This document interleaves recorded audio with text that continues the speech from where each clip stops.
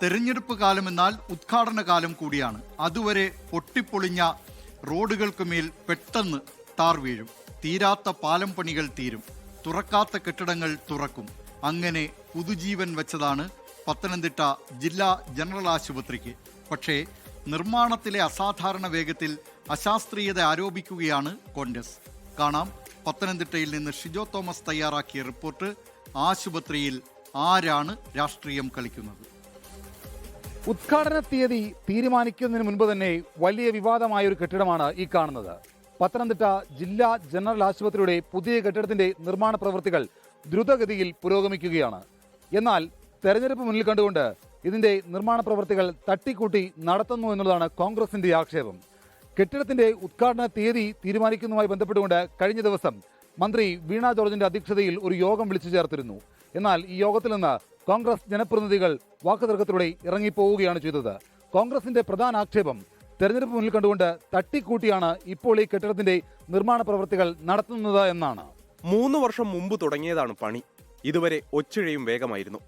തിരഞ്ഞെടുപ്പ് അടുത്തതോടെ ഗിയർ മാറി. നിർമ്മാണ പ്രവൃത്തി തകൃതി. ഒരു ദിവസം കൊണ്ട് കല്ല് കെട്ടുന്നു, പിറ്റേന്ന് തന്നെ തേപ്പ്, അടുത്ത ദിവസം പെയിന്റടി. വേഗം അങ്ങനെ അങ്ങ് കൂടിയപ്പോൾ ചിലർക്ക് സംശയമായി. ഇത് അശാസ്ത്രീയമാണെന്ന് വിമർശനങ്ങൾ ഉയരാൻ തുടങ്ങി.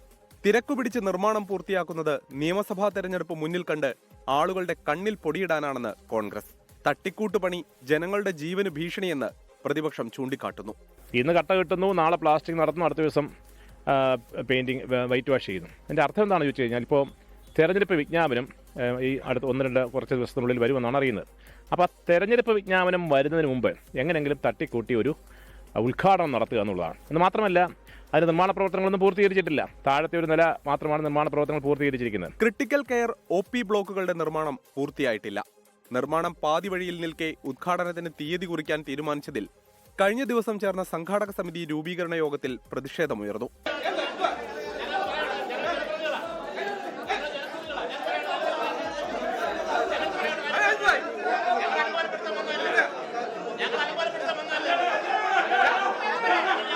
പ്രതിപക്ഷ വിമർശനങ്ങളെ പൂർണ്ണമായി തള്ളുകയാണ് ആരോഗ്യമന്ത്രി.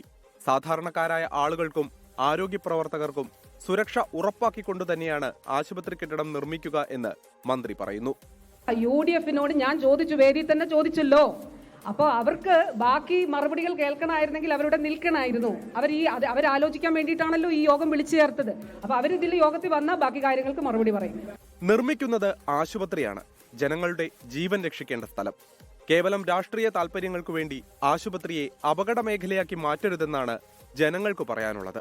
രാഷ്ട്രീയ ആരോപണ പ്രത്യാരോപണങ്ങൾ കൊണ്ട് ജനങ്ങൾക്ക് പൊതുജനാരോഗ്യ സംവിധാനങ്ങളിലുള്ള വിശ്വാസം നഷ്ടപ്പെടാതിരിക്കാനും രാഷ്ട്രീയ നേതൃത്വം ശ്രദ്ധിക്കേണ്ടതുണ്ട്. ആശുപത്രി കെട്ടിടം പൂർണ്ണതോതിൽ യാഥാർത്ഥ്യമായാൽ പത്തനംതിട്ട ജില്ലയുടെ മുഖച്ഛായ മൊത്തത്തിൽ മാറും. ആയിരക്കണക്കിന് രോഗികൾക്ക് ആശ്വാസമാവുകയും ചെയ്യും പത്തനംതിട്ടയിലെ പുതിയ ആശുപത്രിയും അതിന്റെ സംവിധാനങ്ങളും.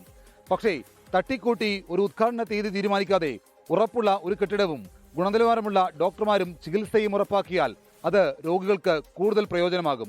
അത് ഉറപ്പുവരുത്തേണ്ടത് സർക്കാരിന്റെ കൂടി ഉത്തരവാദിത്തമാണ്. പത്തനംതിട്ടയിൽ നിന്ന് സഞ്ജയ് ഇക്ബാലിനൊപ്പം ഷിജോ കുര്യൻ, 24. ലോകത്തെവിടെയായാലും ഏത് സമയത്തും 24 വാർത്തകളും ഓഗ്മെന്റഡ് റിയാലിറ്റി പാക്കേജുകളും എക്സ്പ്ലെയിനറുകളും വിശദമായി കാണാൻ ഞങ്ങളുടെ YouTube ചാനൽ നിങ്ങൾക്ക് സബ്സ്ക്രൈബ് ചെയ്യാം.